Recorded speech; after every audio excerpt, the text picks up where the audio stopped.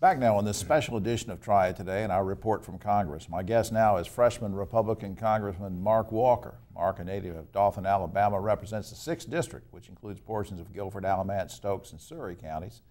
Mark is an ordained minister who had never held elected office when he ran for Congress in 2014. He and his wife Kelly reside in Guilford County. And as I give this introduction, people are saying, why are you introducing him? Because he's been on the show like 100 times. But I really appreciate you coming back. You've been here several times, and it's always good to see you. Jim, it's always a pleasure to be with you. Absolutely. I want to first congratulate you on the human trafficking bill that got through the Senate. For those that might have missed the previous show, tell us briefly what it will accomplish and why it was needed. Well, I think this is a growing criminal industry that has kind of snuck up on us over the last decade.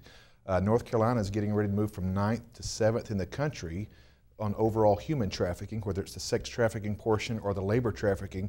And what we wanted to do specifically in our bill is to make sure that we're having our security, our border patrol, even the TSA, to make sure they're going through the proper training to spot out both either the victims or the perpetrators who may be trying to bring in sometimes very young folks to be able to really force them into this kind of slavery.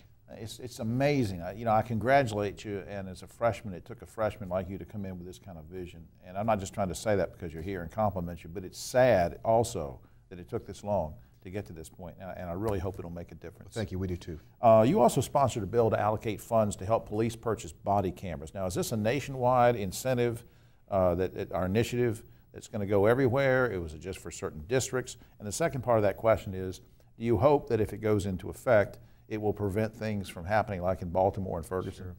Yeah, to answer your first part of your question, there are specific regions, and it is a grant that has a limited amount of time. So it's not a piece of legislation that forevermore puts the additional cost for the law enforcement agencies.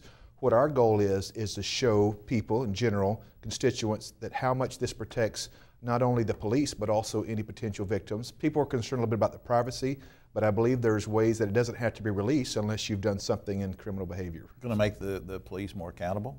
I think so, but from what we're hearing from the law enforcement agencies, this is something that they welcome to kind of prove that 90+% of them are doing a great job. And most cops are good folks, yes. And of course it would clear them of certain things. And then again, if somebody goes off the rails, we're going to know that too. Once again, here's some bad news. Once again, the Triad has been ranked the worst area in the nation for hunger. I know yes. that you and Alma Adams have teamed up on a lot of things, talked about a lot of things. She's really big into this cause about childhood hunger and hunger in general. Doesn't the federal government have an obligation to put some monies into this problem more than worrying about foreign aid and other things? Are our priorities messed up, or what should we do? Well, the second part of the question, yes, our priorities are messed up sometimes. But I'm sometimes a little hesitant to turn over full reign to the federal government. I believe government is more effective the more localized state, local government, municipalities that can control it. That's why 2 weeks ago we launched for the first time HOPE Commission, H-O-P-E, Healthcare, Opportunity, Poverty, Education. My friend Odell Cleveland Jr., a very prominent Democrat in the area, the CEO pastor over at Mount Zion Baptist Church. He is our chairman of this organization that's going to deal with some of the poverty issues. There's so much awareness, Jim. Every month there's an awareness thing. But the true measure is how do you put the action steps with that awareness? And this is what we hope that commission to be. Now, school me on this. The HOPE Commission, is this something for just the 6th District? Is it for North Carolina? Is it a model for the nation, or what? Well, this is something that was part of our concern, even seeing these statistics over the last few years as a minister. As you may know, some of our inner city work in Baltimore, Cleveland, and New York, we saw poverty really at firsthand, up close. And now we see where Greensboro over the last decade has really climbed the chart. And that's some of the things that we're concerned about, and we believe that can make a direct action here in the 6th District. Republicans have been accused of waging war on women by restricting abortions, paid sick leave, cutting down on maternity care, all through either the Affordable Care Act or other things.